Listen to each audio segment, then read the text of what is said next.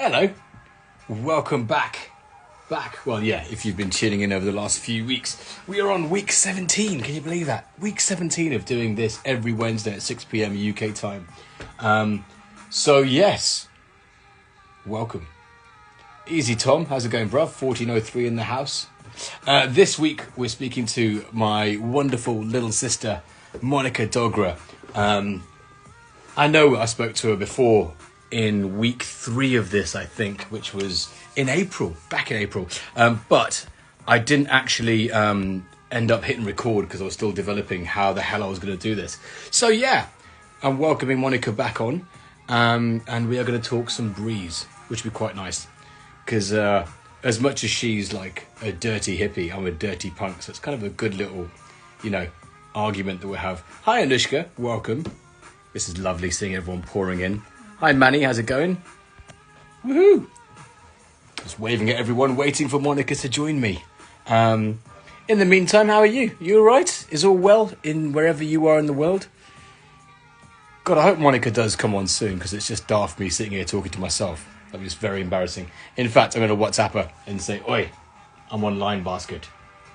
I am online basket. There you go. Hi Zelda, how are you? Hi.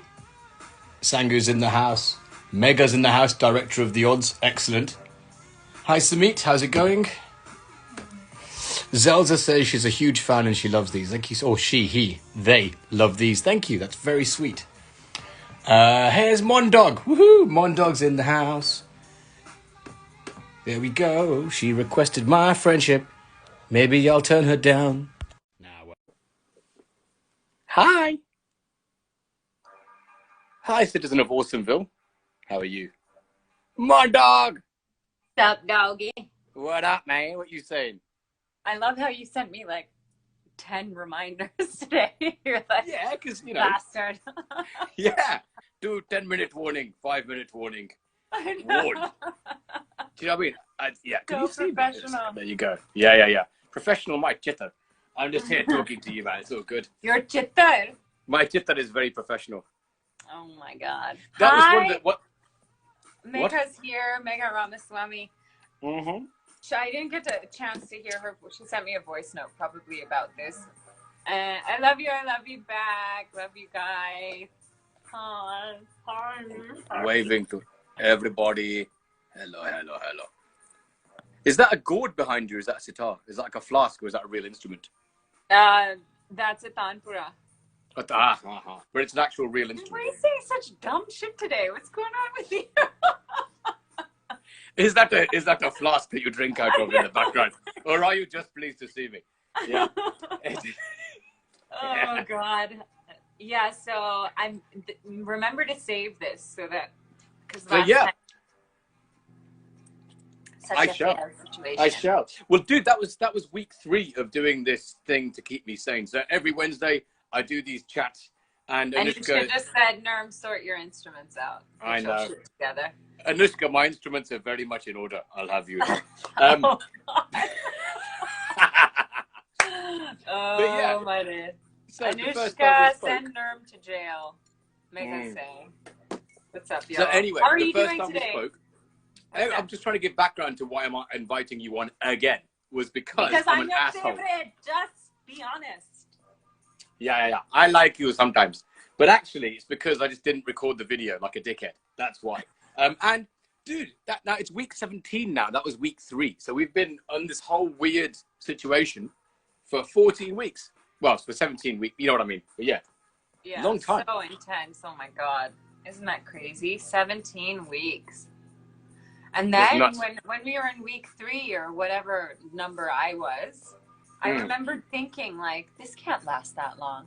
It's going to be over soon. Yeah. Here we are, months later. Yes, well, I mean, that's the thing. My poop is unicorn poop. It's rainbows and fucking butterflies. Okay. Sorry. Now that we settled that, we can move on. Fair enough. Fair enough. Someone's asked, who is Nerm? Dude, there's a profile tap my name and see for yourself, bro. You'll enjoy it. I know, you know what I'm saying? There's this amazing website called Let Me Google That For You, and it like literally takes the cursor to the search bar, types it in, and sends the person that like GIF or whatever. It's true. But then, you know what? For years, I typed in Nerm, and I used to get the Northeastern Regional Meeting of a chemical company in America. Oh, wow. Yeah, that sucked. Yeah. Yeah. There you go. There Hey, you go. Jack, there you go. what up, homie? How's it going? I was just talking about Armand, actually. I met Nino this morning for coffee. Oh, cool. Yeah. So Nino's an amazing DJ. We're all this like big fat global family of musicians, DJs. Roofy's in the house. Hello, Roofy. Hey, Roofy. Hi, lady. Hey, Culture Shop India's in the house. Woohoo. Big up Jazz, big up Canal, big up Rojan. Yeah, man. So what are you saying? We're a big conclave of musicians. What are you talking about? We're a big clusterfuck of Nino. Yeah, Nino's all over the world. Yeah. But yeah, Nino Brown is a badass DJ. She's fucking amazing. Yeah, she's amazing. She really is amazing. And none of us, we are all kind of going through the same thing. Like events have been canceled. We're not playing music in live venues anymore. So, you know, we're drinking coffee outside on the picnic bench. Well, I tell you what, surprisingly, I've been working on some interesting things. There's one thing that I can tell you about, and one thing I can't. Actually, there's one thing that's really exciting that I can't tell you online, but I'll tell you offline. It's very exciting. Yeah. Okay, sorry. About a mutual friend who's done extremely well. Yay. I tell you. I love when my friends do extremely well. Me too. And of course, Pavan's new trap's coming out, which is sick. That's like nice. With Suk Knight, which is coming out then. But I'm also working. Sick. Okay, yeah, cool. It's fucking sick. It's fucking sick. It's really, really sick. And there's something else that we're working on. And she's like, I want to know. We can get on a conference call, okay? Just us guys. Dude, I literally saw her 40 minutes ago, and I completely forgot to tell her. Really? Oh, I'm happy. I miss you guys. I wish I could see you guys. Yeah, I found that picture of us three DJing in Bonobo and sent that across to you guys. Yeah, that was such a good night. Oh, by the way, if anyone watching has got a question for Monica, apart from "Hi Monica, are you single?" or some nonsense like that, hit the little question mark button at the bottom, and I will put it to her. Yeah, but you are welcome to harass Nerm into showing his tits if you'd like. I'm super happy with that. In fact, here to be objectified. Yeah, it's a tradition now. I feel like you just got to take your shirt off. Also, he has very interesting tattoos on his chest. I remember. On my chest, on my multiple on your chests. testicles. I'm wearing my evil Basquiat t-shirt just for you. Revenge and evil thoughts, because you're such a fucking hippie. So I was like, right. Yeah. Cool. Yeah, there you go. And I thought, Show Bobs. Mega saying show Bobs. Show your Bobs. Show. Bobs. Show your, amazed. Well, you got one Bob. When I first met you, I was like, oh, wow. Like, I remember I looked at the tattoo there, and you were like, yo, get off of me. You were so mean. What are you doing? I'm not trying to touch your boobs. I just think that you have an amazing tattoo. And you're like, oh, yeah, it's awesome. And then you showed me the one on your mouth, too, and your lip. Yeah. And you're like, I wanted like a trident down my spine. I'm not used to eliciting such like negative reactions from men.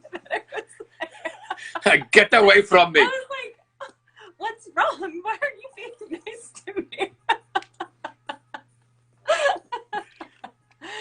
Oh, God. There you go. Hang on, wait. No, Zelza just said beautiful top quality content. Zelza. We get even more quality the more we hang out.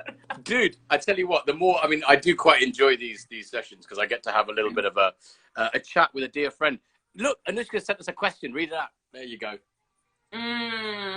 What's been my most fulfilling recent creative project? What made it so fulfilling?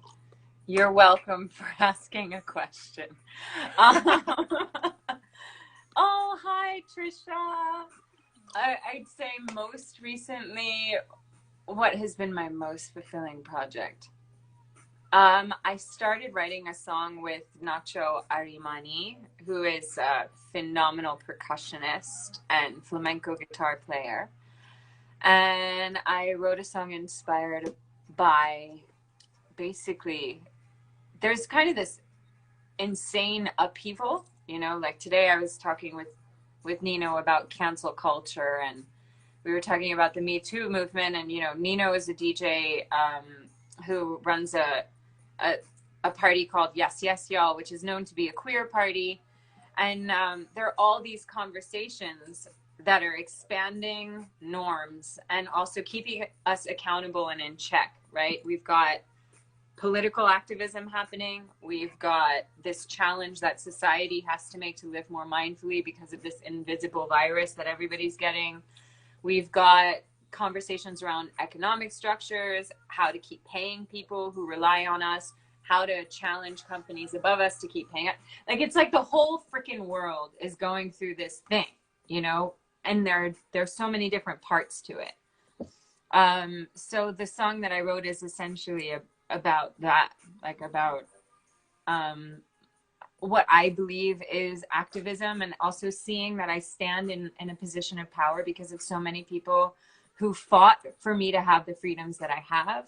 And then I need to fight for those who come after me and for those who have less than me.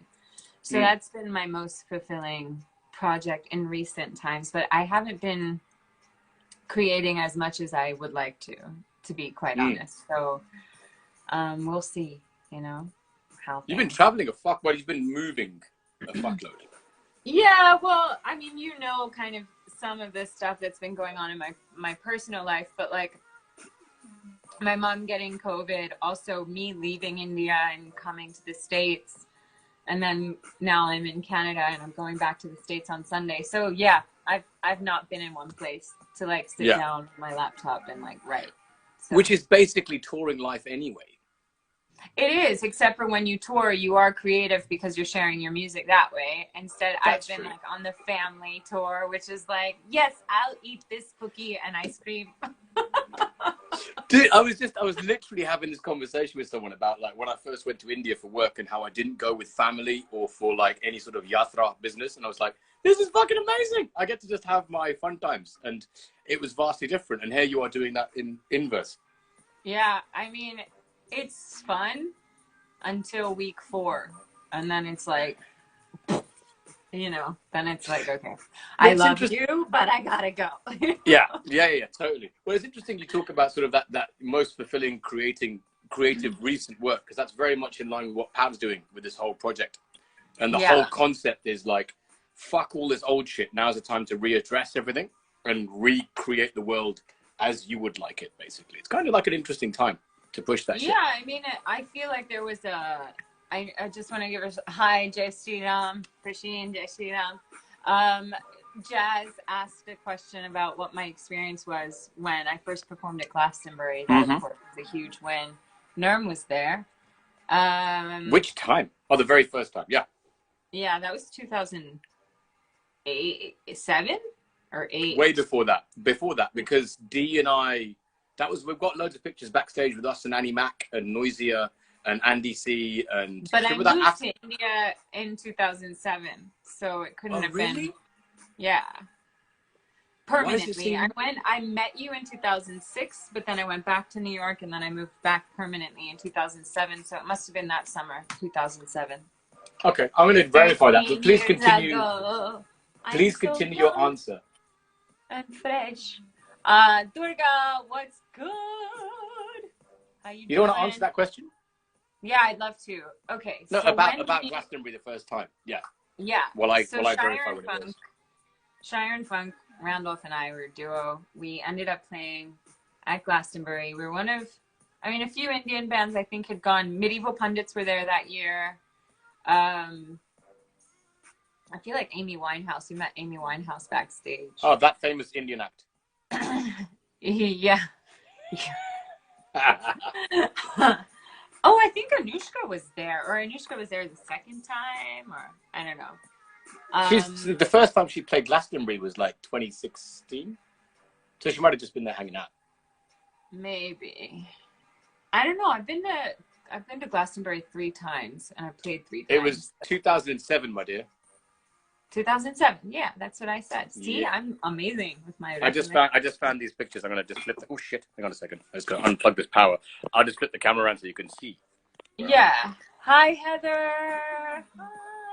So yeah, to be honest, Jazz, and anyone else who's curious, it was like throwing a million things. It was like everything was happening so fast, and it was fucking scary as well. Oh my days. Yeah. So like we knew that something spectacular was happening. There's nuclear. There's nuclear. There's me and Decode.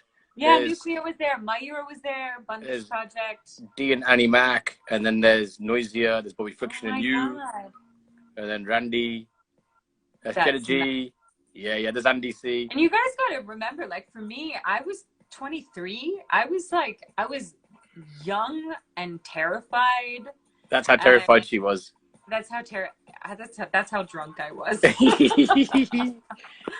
But I used to lose my voice. It was raining. It's so uncomfortable. You got to carry gear like for miles and miles. I felt like I had won some kind of creative lottery, but I was also like, holy shit, I got to show up, you know? Like I got to show up. And then when I party, I lose my voice. So I remember I was being really careful, like not to lose my voice. And then as soon as the gig was over, I was like I remember I popped a bottle of champagne and like drank the whole thing. And I remember we all ran to see Bjork. I still am so in love with Bjork. I got to see Bjork that year. I was clashing with her. That's right. Me and Dee were playing the same time as Bjork. Yeah. And then Randy played guitar with us and then fucked off straight to see Bjork. Yo, it was crazy though, because like, you know, with an artist pass, you get backstage everywhere. You're meeting everyone. I mean, everyone. You're drinking with your heroes. You're partying with your heroes. So can I tell you my biggest Glastonbury story on that tip? So I was in a punk band called Charged, right? And this is before the BBC stuff ever happened. So I was this little kid dancer, frontman in this punk band called Charged.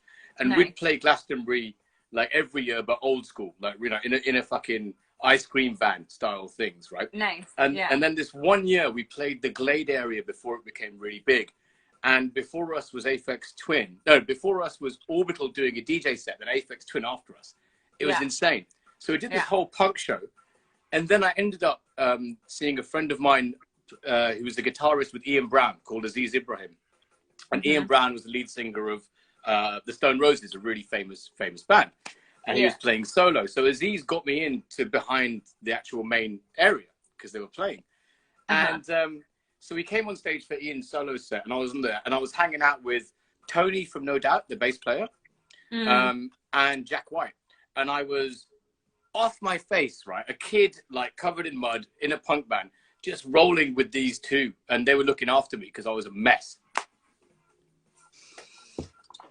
It was badass. And I was just like, oh shit. And that was just when, you know, when the White Stripes first emerged with their first album. So yeah, that was kind of mad. Yeah.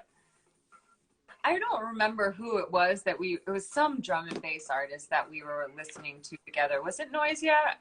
I don't remember, but I remember you, me, D, Nerm, you're Nerm. Yeah. Thanks. You, me, D, Randolph, and I think Annie Mac and Reju were there. And we like climbed this gate and we were like head banging on the gate listening to this artist.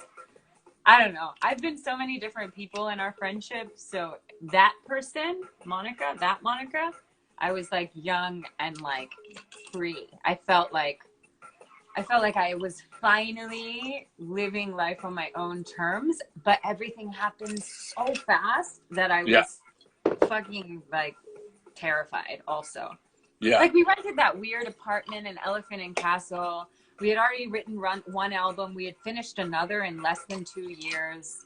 You know, I was like walking all of our tent gear. Like I walked all the way to whatever that surplus store was. It was like 6 miles because I didn't have enough money to like take the bus, you know?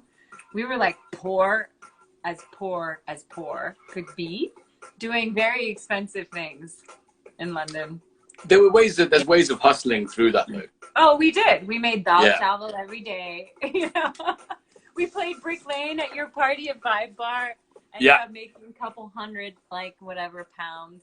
And you came on my radio show as well, right? Or was that years later? No, it was that year. I think it was that year. I got Dogra-An in 2000. Yeah, in 2007 or 8 as well. Like everything was like bang, bang, bang, bang, bang. Yeah.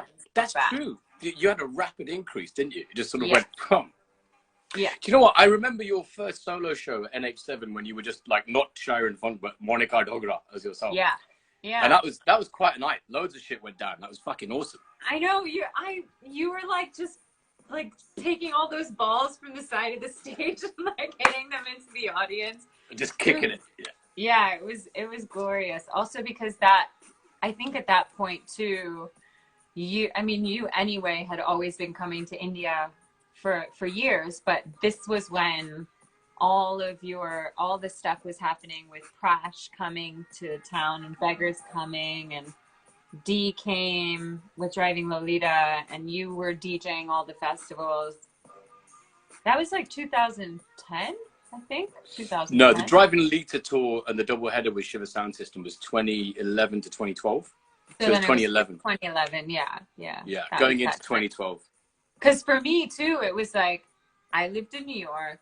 I am a big fan. I always say was, but before you were my friend, I was a big fan of Shiva Sound System. Yeah. Aware of the British community. A huge fan of Anushka Shankar, huge fan, whatever. And then I moved to India, and I knew that you had been coming there, but I didn't, I got to know you in India. But people like Prash or Foreign Beggars, or even like meeting Pavan, meeting Praveen. Speaking of which, someone's asking what music's playing in the background. That's Pavan's new single. It's called Doom, coming out at the end of this month. Oh, sick. Big shout. And also I'm drinking a lot of bourbon, people asking. Sorry for interrupting, but yes, please continue. Rufy saying, I was there. Mm. Jazz said, what an experience. How could I forget Rock On, Sherwin? Yeah, I was in Rock On in 2007 or 8. Because when Sharon Funk began, our bassist was Anand Subaya. Anand Subaya is a very famous editor, and he's super close to Zoya Akhtar and Farhan Akhtar. So I used to like go and jam at Farhan Akhtar's house all the time. So when he was making Rock On, he was like, Randolph, Monica, come, like just be in my movie. So we were like, sure. The life that we really live, you know? Yeah. Oh, my phone just hung. You're back. Hi. Rufy said, yeah, I wore a red gown. Yeah, you don't sound like a creep. I love you. I wore a red gown by This Is the Circus, and how that happened. Sorry, my first solo show at NH7 Weekender, I wore this red dress, and how I ended up wearing this red dress is because I lived, my old place, Ram Prasad. Yeah. It was like opposite this really like. God damn. Oh God. Here we go. Here we go again. Anushka just mentioned typical midpoint Wi-Fi issues. Yeah, I know. Wait, Anushka said she's asked another question. But anyway, these designers, they knew that I lived there. These designers knew I lived in my house, and there's no watchman or anything, my old house. They came and knocked on the door, and I opened the door, and there were like 5 girls there, like, hi, oh my God, we're big fans. We make dresses. Will you please wear us sometime? And I was like, yeah, sure. Also, don't tell anyone I live here, but yes. So that's how that happened. And Lulu's here. Yay! Lulu's here. Lulu! My cookie! Hi! It's just like we're on the road to Magnetic Fields again. Fucking hell. I know. So how did I meet Nerm for the first time? I met Nerm. How did I meet Nerm? I met Nerm on the streets of NYU. He was touring. And my friend Atul Ori used to run this party called Mutiny, which was like an Asian. We used to call it. He didn't run it. Rekha ran it. He was the resident. He was a resident. Okay. I mean, yeah. Rekha and Vivek. Vivek. Yeah. There's a bunch of different people. Yeah. A bunch of different people. So. Yeah. What am I saying? So yeah, I used to go to this party. Atul and I we like dated for a minute in college. I was like, I forgot about that. Oh shit! Yeah. I completely forgot about that. Whoa! I know, isn't that weird? But like he went on to being like my brother, which is kind of gross. But like, you know, sometimes you love someone so much you like just have to kiss them once, you know, and just to figure it out. When you do, it's like touching and then no touching, but friend. Yeah. Some other people on this live might know what I'm talking about. Anushka's like, you dated Atul. What the fuck? That's really funny. Listen, Anushka, of all people on this Instagram live, we know about our community and all the love that runs between us. You know, we're just like, yeah. We love the less said about that, the better. Let's just move on really quickly. You know, if there's a line to cross, but I cross some lines too much, and Nerm's like, shut the fuck up, move on. Okay, so yeah. Anyway, I met Nerm. Actually, I'm going to tell you one thing. So one quick interjection is that Anushka's like a sister to me, but I have kissed her eyeball. She said love and touchings. Atul just said my wife Mieko just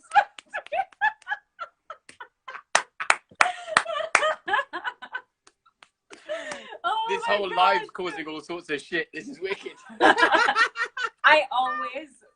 I unintentionally, even though I'm like, peace, I'm such a hippie, I cause so much shit, such a shit disturber. I have had the biggest crush on Anushka Shankar. For like, to me, she's the most beautiful woman in the world. So yes, I would kiss her eyeball too. Yeah, but this was like not out of any kind of thing. It was an accident. But I literally kissed her eyeball, and it's like, ugh. So yeah. Yeah, I remember. But anyway, one time. Anyway, okay, moving on. No, what was the one time thing? Because that sounded interesting.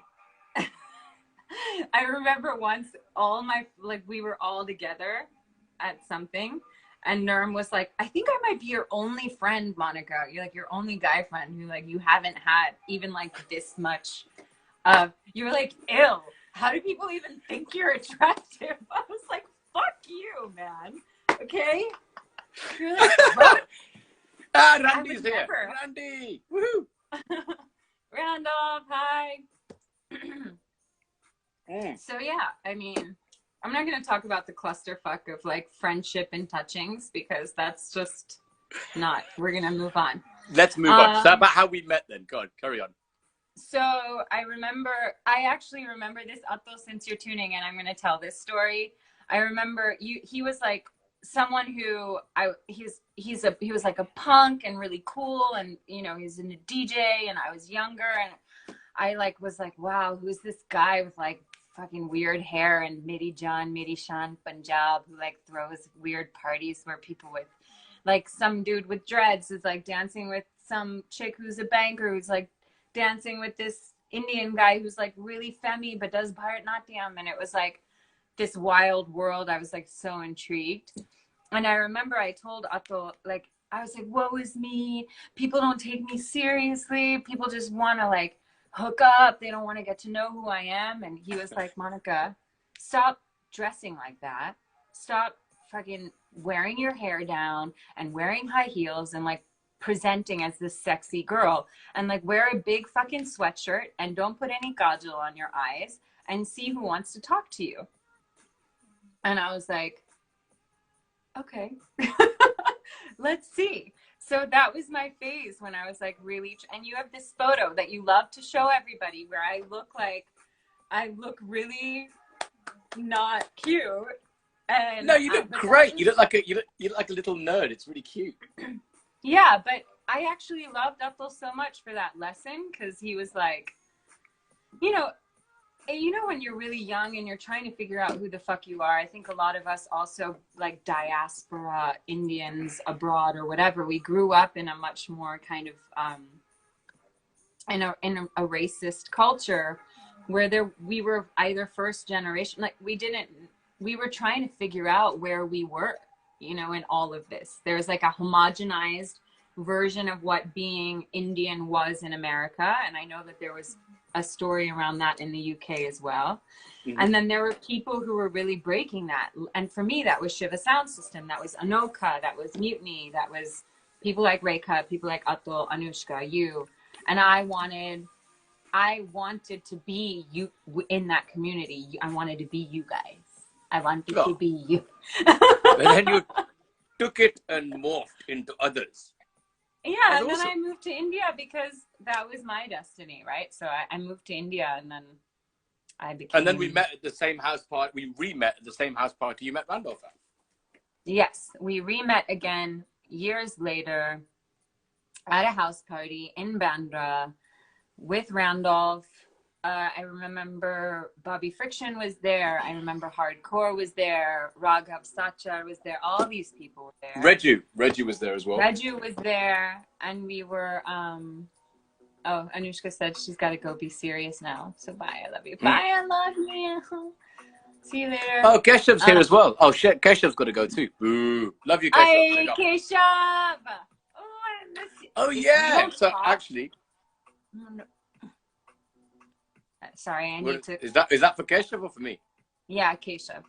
We've been trying to catch up for like 100 years, but he's... Dude, you guys just had a hit single, yard. Why aren't you talking more? But he's too busy, like, getting really buff and, like, looking all fine and shit. But it's like lifting weights. You can't call him. I'm going to lift weights. Too busy doing pull-ups. Too busy doing that more, like, I tell you that much. You know what I'm saying? Yeah. Stop wanking, Keshav, and pick up the phone to Monica, basket. Yeah, but Keshav, for those tuning in, Keshav Trinidad and I released a single called Secret Sauce, and it was a hit, and it was really exciting. And I met Keshav through Reju, so if Reju's on this, big up Reju.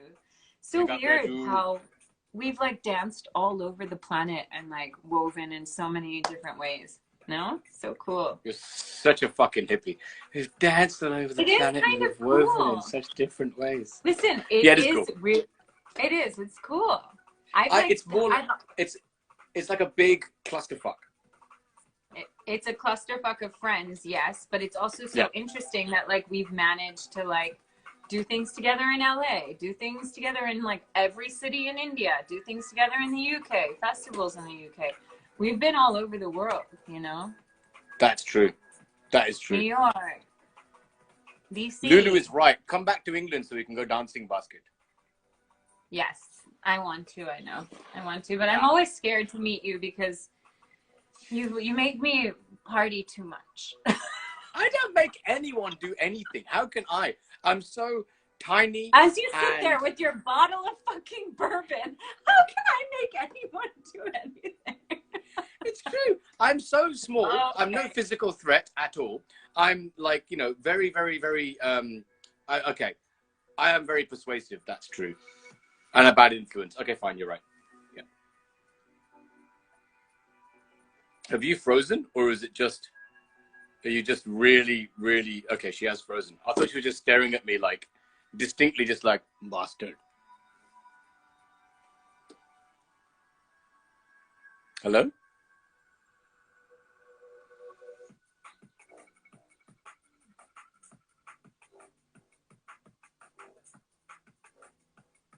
Your net is really shit. Okay, there you go. You're turning into a Lego robot. Are you drinking gin? Oh, God. Huh. No, I'm drinking water, dumbass. What's wrong with you? You've just frozen hard. Dude, shall I call you back? Would that be easier? Oh, no, you've cleared up. You've cleared up. You've cleared up. Good. Yeah. Yeah. Yeah. Lulu's just saying, I make her drink tequila and do ab machines at the same time. And that's very true. That's happened. Yeah, I know. I'm well acquainted with Nerm and his 7-minute workouts and him like waking up with shiny, glorious skin after he hasn't slept in 4 days. It's fucking irritating. Dude, I've got a zit right here though. Can you see? It's like a fucking pussy bindi. It literally just looks like a bindi. Doesn't look bad. Mm. Look, see, Nightwing Roy says he's deep in love with me, and you think that people are gross for thinking that I'm attractive, so. No, dude, I just don't see you in any way apart from annoying little sister. That's it. You know what I mean? And just like, it's all right, I'm digging. Like, I've gone digging. Yeah. No, you're fishing for compliments. Just like, huh? Yeah. Hang on, here's a question. What are your favorite New York City neighborhoods, Monica? Well, the New York that I grew up in, and to be fair, I've lived in India for 13 years, so I don't know, like, the rise of Brooklyn, like, talking about Atul who's tuning into this, like, I remember when Atul first moved to Williamsburg, there was nothing in Williamsburg, so that was the New York that I knew. Oh, Reggie's so here. Hi, Reggie. Yes, you got a hey, shout out. Reggie. You got so many shout outs, because also you are why Keshav and I collaborated on Secret Sauce. So you are the reason. Thank you. We love you. Oh, and we were also talking about Glastonbury in 2007 when we were all like hanging out with Annie Mac backstage and getting really lit. Ha! Oh my God. Anyway, Antine Portissim says, please say my name. Anti-nepotism. Oh, right. Shit. Anti-nepotism. Can you read? Oh my God, I'm such an idiot. Anti-nepotism, as opposed to anti-potism. What a dickhead I am. Hi, Insta Chits. How's it going? Sangana, Reju. Aww. Yeah, Reju. Big shout out to Reju, honestly. Reju has done so much for the music scene. Loads. She's the woman behind so much shit. You probably don't even know, like, how many things she's been involved in, how many ways she has facilitated so much for Shire and Funk over the years, and she's just like such a badass. I love you, Reju, so much. Proper gangster. So, she deserves way more props than she gets. She's proper brand woman behind the scenes as the powerhouse and shit. Yeah, and and what's so amazing is, like, I've never felt any bitterness in her. She's just always like pure fucking love, you know? Always like, what can I do? How can I help? Like, meet, blah blah blah. She's just so badass. Yeah, she's like the petri dish catalyst of reactions, and you get into her germ pool. Bang. I don't know. I've decided to ignore whatever bullshit you were just. Fuck off! That was an actual scientific metaphor, you bastard. But you know what I was thinking about, to be honest, is like that time, like around 2009, 10. When shit like really kind of mushroomed in India and everybody was coming to India and all the festivals started happening. We were playing all the festivals. As I feel like there was a really important, this is one thing that I've reflected on, an important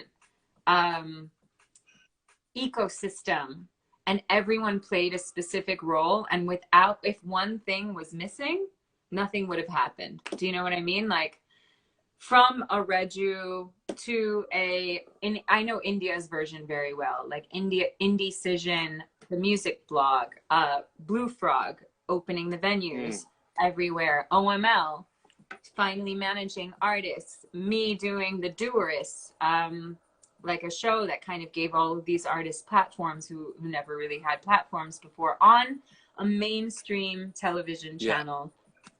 MTV Indies launched. So there were all of these little pieces that had to happen at the same time. And without that, we wouldn't have like blown the fuck up, you know? See, I think it becomes a self-motivating engine, right? So when some shit happens, then it kind of perpetuates itself. Self-perpetuating, that's what I was looking at. So then it makes kind of sense to actually then push that shit. It does, but I'd say where there was an absence of something, someone came and filled in the gap. Yeah, Do you know what I mean? But equally, I think that there's a certain atmosphere that happens when there's an absence felt across the board, and everyone feels that we can step forward en masse and change some shit. And it may not be like a permanent change; it may just be temporary. But I mean, those moments are special. Permanent change. Yeah, no, absolutely not. It's all just like kind of perpetual glass ceilings. You know what I mean? You think you've changed some shit, but it's all exactly the fucking same, really. But it's fun while it lasts. Those moments are fucking great. So I do agree with you there. Yeah, man. Yeah. Speaking of that, like, what sort of reaction? What's your favorite reaction to What Are the Odds? My favorite reaction? Like, have you had some really weird reactions to it? Well, yeah. I mean, it kind of got into cult status really quick, didn't it? Which is kind of cool. My favorite reactions were how many people ended up kind of like making their own content around the music. To like showcase their weirdness and the art as well. And the art. So beautiful. And also that it was like representative of the Indian who doesn't fit in. Like, It was like a cult film about weirdos. Yeah. Which is kind of us, basically. Which is us, yeah. And everyone we know, actually, as well. Or the majority of people we're close to. Yeah, and how people unfairly borrow without crediting. I didn't even clock that bit. Yeah, yeah. Like the amount of times I feel like people have kind of, it's so interesting, like shit on me and then try to be me at the same time. And jack your shit. Well, I mean, like that's the ultimate form of flattery, isn't it? That's what they say, yeah. But it's like it's annoying when it happens to you. Actually, can I ask you something? Right, I'm going to ask you something that's probably not a very nice thing to ask, but it's me and you, so I'm going to ask you, right? So when you went from this whole everything we've spoken about, and then you transitioned to your more mainstream stuff, so you did like the Maxim cover, right? Mm-hmm. And you got a lot of shit for that. Like a lot from everyone. So it was like people that looked up to you that were like fans of your feminist actions were like, why are you then going through this process to show yourself in underwear on a men's magazine? All that shit hit the fan. That's like, what was behind that decision to do Maxim after having all this indie accolade? Well, I know you and I have already talked about this, but probably a lot of people tuning in don't know that it was all very well thought out. It wasn't not thought out for me. I had already spent about 5 years touring as an independent musician in India, being one of the first female front women of a band, one of the only women representatives on multiple stages. I had acted in Dogra-An. I had been in so many articles as like the weird looking one. I was never seen as beautiful in the mainstream industry, the film industry. And in my eyes, yes. Yes, and in your eyes. And I was tokenized in the independent music industry. The common thread of criticism people would get is like, oh, we're just watching Shire and Funk because we want to see Monica like wear a sari blouse and gyrate on stage, or like, oh, Monica's only getting booked because she's a chick. So that polarization for me fucking drove me nuts. It's like on one hand, all I was like the token female object. And on another hand, I was too weird, I wasn't beautiful, and I was unaccepted by the industry. And here I was given a key to enter into mainstream content. And I felt like if I entered in guns blazing on my own terms, I will redefine it. I will enter in as someone who's normally never been seen on these magazines. I will enter in as someone who's not seen as sexy, and I will take it back. And I'll be like, fuck you, this is sexy. This is, and by the way, it happened after 30 for me. So that's another thing that was like really critical. It's like I had spent so many years on one hand, it's like I can't fucking win. Also, I shot with a female, I shot with Anushka Menon. Big up Anushka Menon. Woo. Big up Anushka Menon. For my first cover, I shot with her. For my second cover, I shot with Dogra-An. I shoot also embodiment and sexuality and all of these aspects of myself. I was stepping into my own power about it. I was like, if I fucking feel good, why am I not going to do it just because? And by the way, my family cried. Like when my dad saw it, he was so upset. Like I had dealt with also from a cultural perspective, knowing that like, and the irony is this, my dad will be like, one day you'll be like, I don't know, Priyanka Chopra. And I was like, okay, Dad, here's Priyanka Chopra in her bikini on this magazine. Here's Priyanka Chopra in her bikini. This is her item song. But my daughter can't, that whole weird thing that happens. Yeah. So I feel like even on Instagram today, it's so interesting. If I post a photo in my bikini, it's like automatic. I'm in the 20,000 like zone. If I post something like covered or I don't know, boring, whatever, there's something really powerful about form. There's something powerful about the body. And I think how you choose to present yourself in your body should be your fucking decision. Whether you're a public figure or not, I was well aware I was going to get shot on, and it hurt my feelings a little bit. But you were ready for that shit. I wanted to be. And that's one thing I'll say about me is you always give me shit for not being bulletproof. And I'm not bulletproof, but I have... What, me, you mean?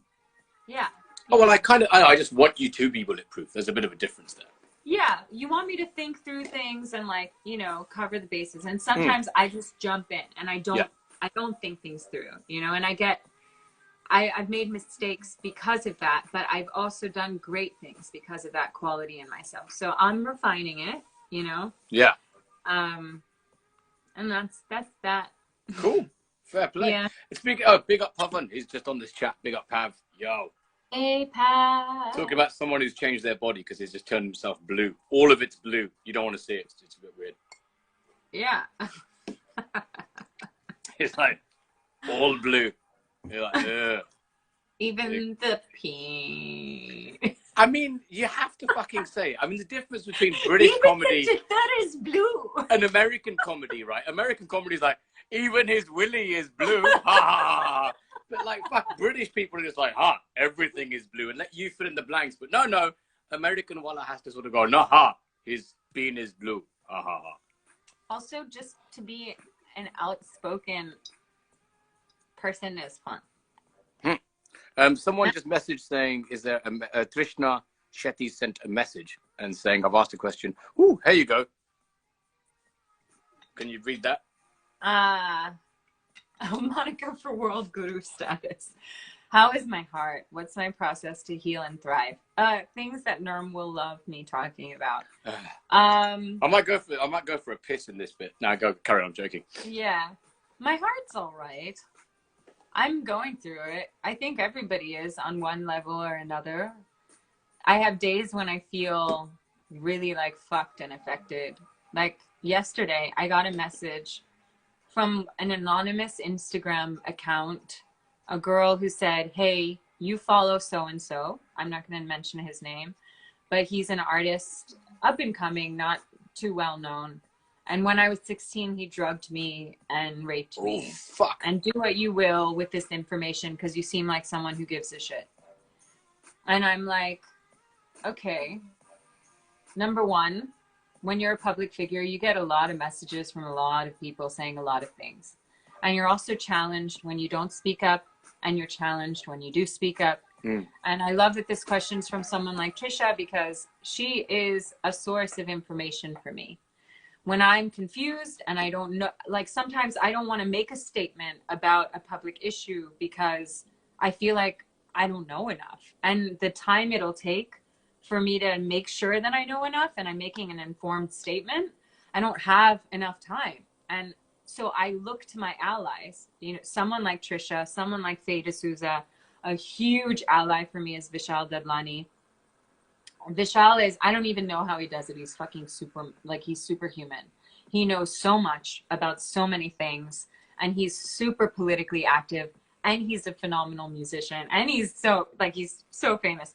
I can't keep up. For me, I'm like, I forget everything's crossing wires in my head, and I want to help. I want to use my platform to support people, but it's like right now we're going through this time where there's so much work to be done. It's like, holy fuck. Yeah, man. You know, totally. I mean, and I was talking with Nino today about cancel culture and like how dangerous it is. I was actually thinking that I wanted to speak about my own experiences with basically misogyny in the music industry and how many misogynistic fuckheads I've dealt with as a female in the music industry. How many times I've been minimized, I've been spoken over, I have been diminished, I have been like and in ways that I could call out a lot of people. And I could see your eyes listening and like, I'll do this later. I was so like when the Caravan article came out about OML, and I was like, why didn't anyone interview me? You know, when things happened around Varun Patra for Homegrown, like I'm not trying to bring that up, but like I have personal stories with so many people in the industry, and I have never wanted to cancel anyone because I've always thought about, my gosh, the music industry has worked so hard just to create these avenues for us to meet and be outside of the Bollywood music industry, and like, where is the line between calling out and also allyship? Like, how do we preserve this thing that we love so much while also saying, like, these are chords in the system that really need to be rewritten? So just I haven't even answered Trisha's question, but like, sometimes I get so fucked about how much is going wrong. Like, I was reading about the EIA Act today. You know, I landed in America. I'm at the Black Lives Matters protests. In India, I was, you know, CAA, NRC. It's like, there's so much to be done. So much to be done. I think it can get really fucking overwhelming at times. And I think you've got to pick. There was a great piece of advice that was, I forget who said it, but it was just like, pick something and just focus on that, because otherwise you'll be overwhelmed and you won't be able to do anything. It'll just cause that inertia and panic where you won't be able to do but stuff. There's like a whole other thing when you're a public figure. Like, if you don't speak up, you have legions of people being like, what the fuck? Why didn't you say anything about, why didn't you, you know? And that's, you're kind of fucked both ways, right? If you're damned if you do and you're damned if you don't.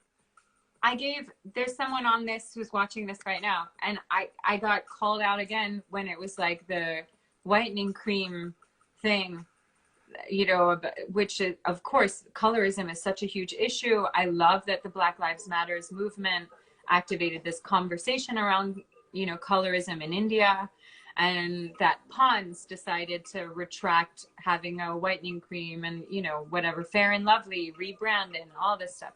Right. And so many people saying, like, that's not enough. It's not enough. Of course, because the cream still fucking exists. That's the point. It's like, just because it's rebranded doesn't mean it's gone away.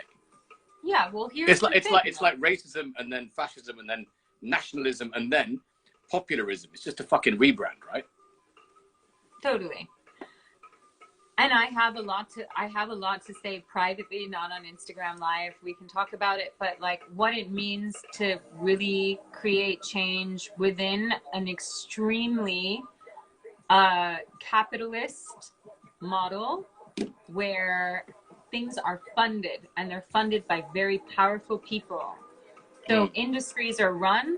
How do you create change? You need resources, right? Money is the most like easily quantifiable resource. If you want to like step outside of the environmental conversations, money is the most easily quantifiable resource. After that is like human equity. How many people are talking about something, right?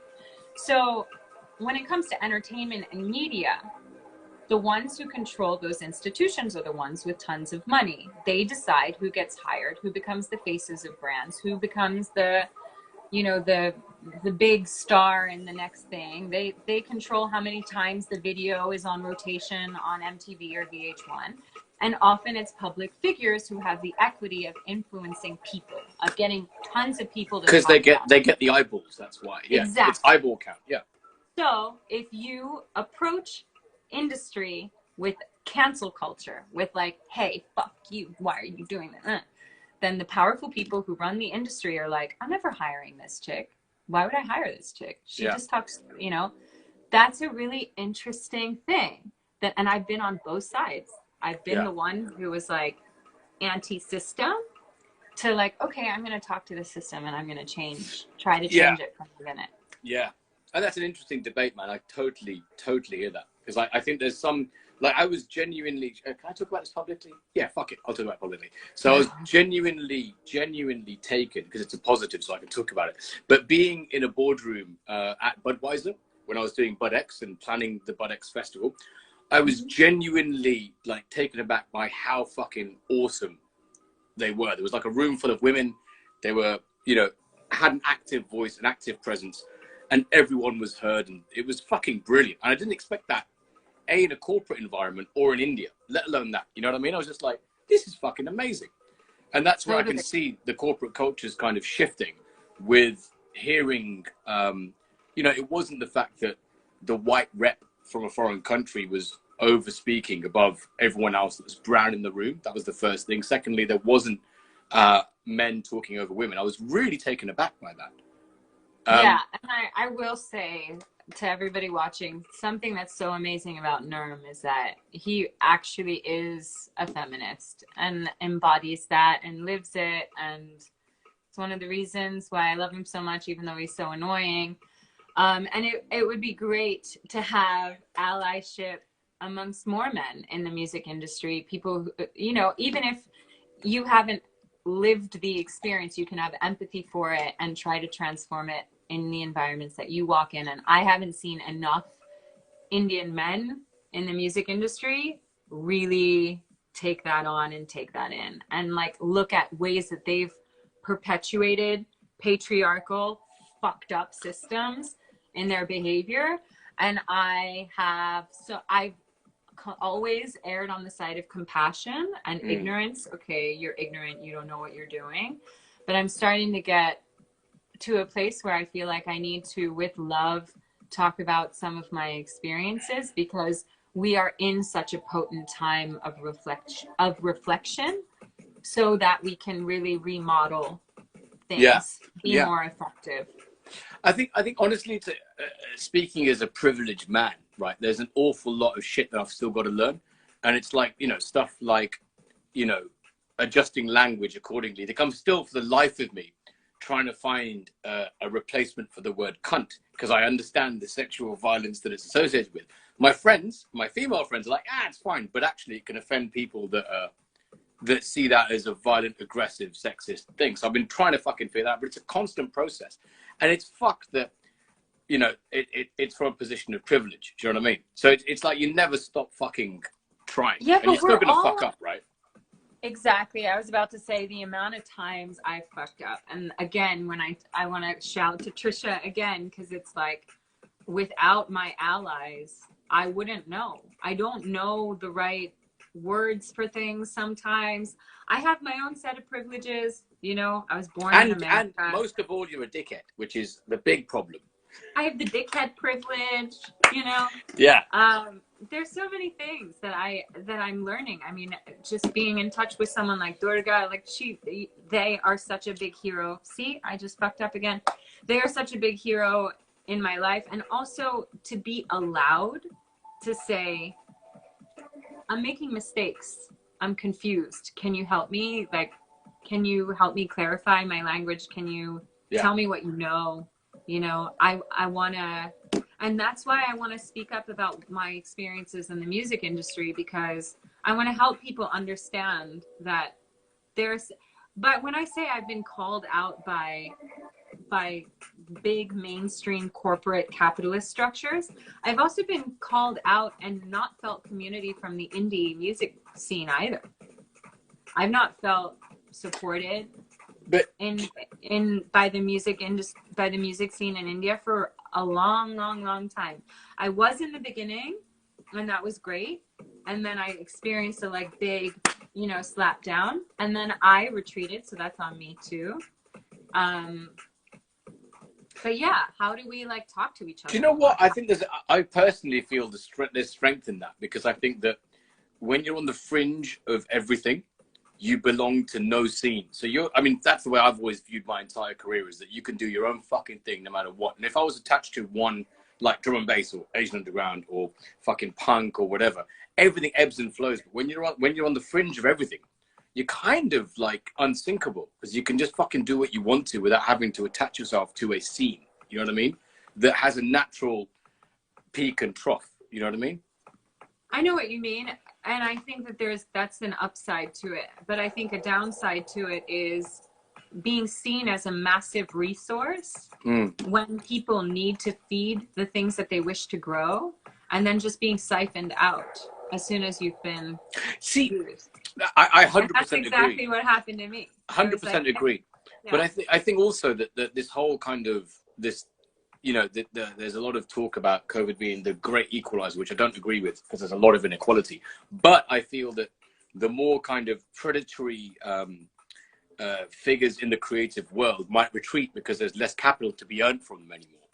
So it could be a way where all the kind of the chaff and the wheat are separated because of this, because there's no fucking money in music anymore, right? Because everyone's fucked. So it's like all the people that are actually trying to create things purely for an economic reason will no longer be there, which is kind of an exciting thing. Listen, this thing's going to end. Shall I call you back or do you have to go?